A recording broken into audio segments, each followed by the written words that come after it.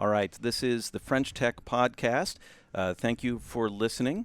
We have a very special guest here today. Please introduce yourself for us.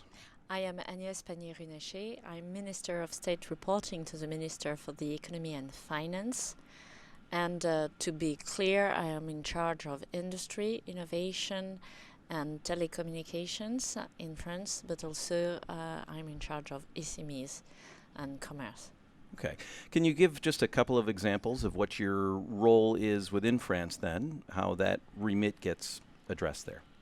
So I'm trying to push 4.0 within our SMEs in industry, for instance, so to find some schemes that can help them to finance changing the way they produce, but also to accompany those companies so that they can understand why it is needed to go 4.0 to improve their productivity.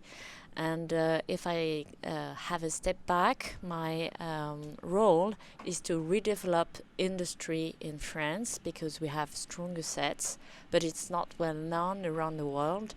And we are now having a great development of French tech, and it's time to have great development in French fab. All right. We'll get to French tech a little later in our conversation here, but you are here in Asia, so I guess you're touring the region. Why are you here? I'm here because Singapore is a very inspiring example of what could be done when it comes to industry, to innovation, and we would like to take some inspiration from the government, but also to see whether we can develop partnerships, for instance, with the EDB, which is a very success-proven agency. So this is one point. And also I'm here for the Women's Forum. I have the chance to be at the opening, to say a few words about our policy regarding gender equality. You may know that President Macron is very involved in gender parity. He has made it a grand cause of his term, and he has made it a priority of its presidency as G7 chairman.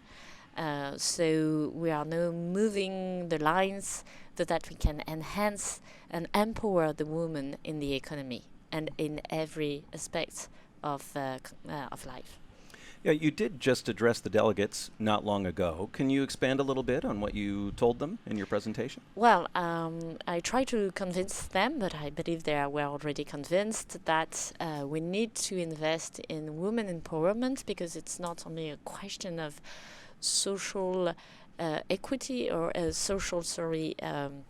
rebalancing, but it's also a question of economic performance. And all studies show that when you have mixed teams and when you have a higher number of women working with a professional background, then you have higher GDP. So that was the why, and then there is the how. And I explained that what we've done in France at the national level. We are now having more than 43% of women as board directors, which is a performance through the world, and we want them to be also at the executive table in executive positions because they are only 18%, and we want to improve gender parity. So how can we do that? We have launched an equality index in each company that gives their performance when it comes to equality pay, promotion after maternity leave, or top position within the companies. And when a company is not able to have more than 75 out of 100, it has 3 years to adapt, to adjust. And if it doesn't manage to do that, then they have to pay a penalty. So it's clearly a way, to address the situation. And we have also launched another policy, which in which when you have to find a person for an executive position, then you have to have the best man and the best woman for the position until the last row of choice. What is behind that is that the woman that you don't appoint is the woman who was not a candidate most of the time. So we want the executive to think about what is their talent pool for women and how they can improve the situation. And even if at the end of the day they promote a man, it's not a question. It's not a problem, because the next time they will have a talent pool also with women, and they may promote a woman. And last question. This is the French Tech podcast. Do you have some words for the French Tech community here in Asia and around the world? Have some words, but I would like to say just a few words about the G7 and women equality, if you don't mind. Sure. Because we have also pushed the lines on that. We have taken a commitment with all the G7 countries. We have made a great work with the Council, with 35 women coming from the civil society, prominent role models, with 3 Nobel Prize laureates. And those people gather all the best practices they've seen around the world, so 79 practices, laws or public policies to enhance empowerment of women.